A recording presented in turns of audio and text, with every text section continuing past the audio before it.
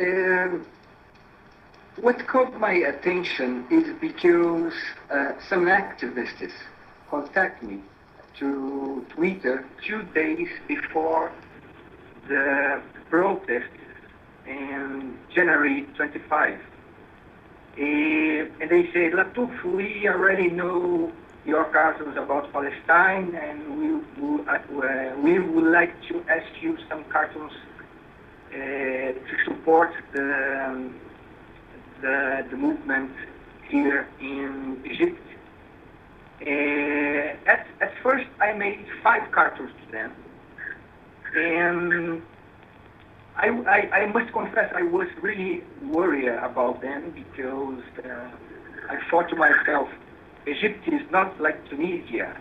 The Mubarak repressive machines too much stronger than Tunisia. I was really worried about the fate of the activists. But I made the cartoons, the 5 cartoons. In January 25, I started to see photos of news agencies showing demonstrators in the streets of Cairo holding my cartoons. Wow. So it was a really strong experience to see my artworks were useful to them. So I keep making cartoons about Egypt until the fall of Mubarak in February. So I think this experience was really great to me, really amazing. And after this, I felt myself connected attached to Egypt's story. And now I'm keep making cartoons on behalf of Egyptian activists because I want to support their struggle until to achieve a full democratic regime. Many people, most of the people are very kind with me. They say, Latouf, you need to come to here. Latouf, are you sure you are Brazilian, you are not Egyptian? Or we need to give Egyptian nationality to Latouf? I think it's very kind from people. It's very encouraging to receive this kind of feedback. And people are always invite me to go to Tahrir, to Egypt, to Cairo. Of course, you were talking about dream. If I can say I have a dream, is to put my feet on Tahrir Square among the activists. I would love to stay there and to share the same space. But I think perhaps do my cartoons about this cat. I was a kind of worried to have problems in the airport. I was thinking about the situation in Israel, for example.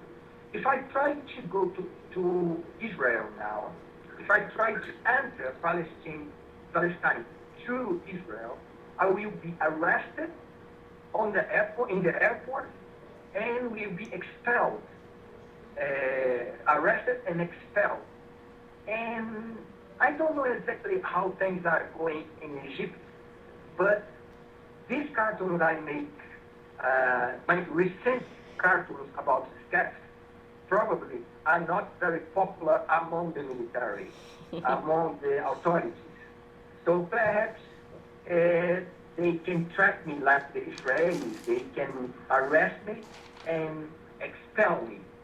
So I was thinking to myself, wow, people spend money to take me to Egypt, plan a trip, and I will spend a lot of time inside a plane to reach Egypt, and also in the airport, the SCAF will arrest me and take me back to Brazil. I was in Palestine in 1999. Yes. I was invited by a Palestinian NGO called Palestinian Center for Peace and Democracy in Ramallah. Yes. They decided to invite me after I made a part of a settler shooting the life of a Palestinian, and in the saying it was written, stop the hunting season, stop the killing of Palestinians. I made this cartoon and I sent to them, and after this they invite me to see for myself how Palestinians live. And I spent 15 days there in West Bank, in Ramallah, and Hebron, and I got a clue of how Palestinians live. In 1999, we didn't have the second intifada, but yet the situation was difficult. Many blockades, IDF soldiers everywhere. So it was pretty clear that the life of Palestinians under occupation was hard. And I had the opportunity to speak to settlers in Hebron.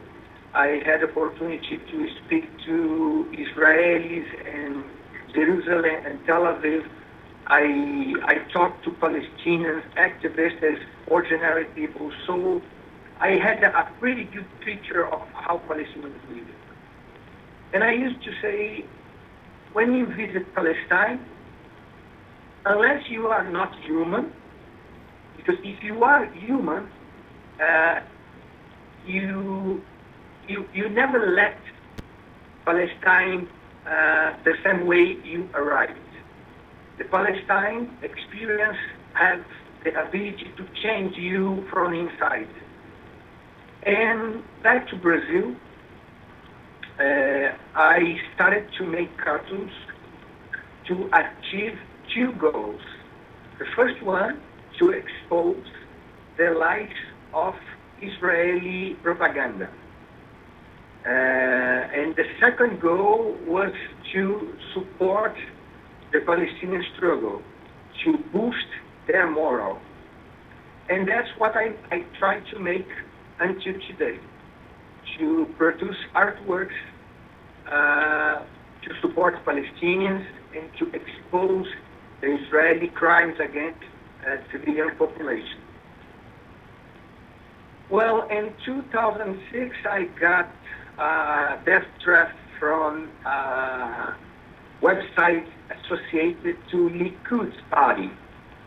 And the author of the website said, among other things, that Israel should take care of me in a way or another, and invited the readers to take steps against me.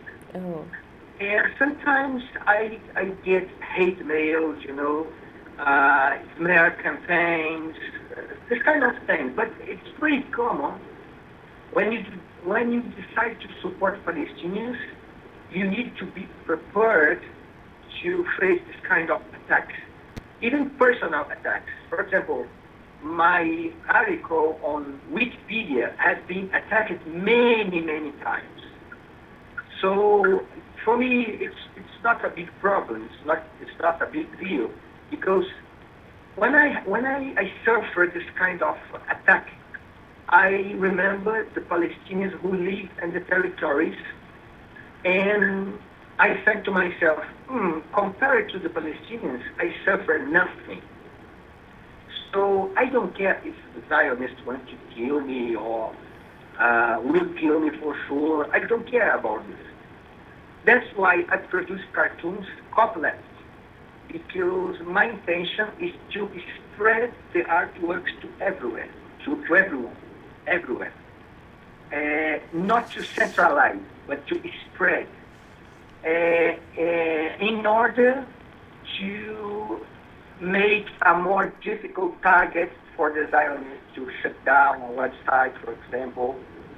So they can kill me, no problem. I'm a human being. I can be killed with a shot, or I can be killed.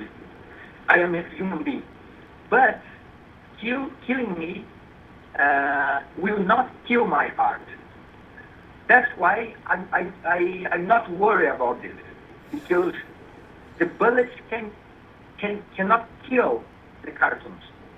So that's why I feel myself very comfortable to say I don't care about that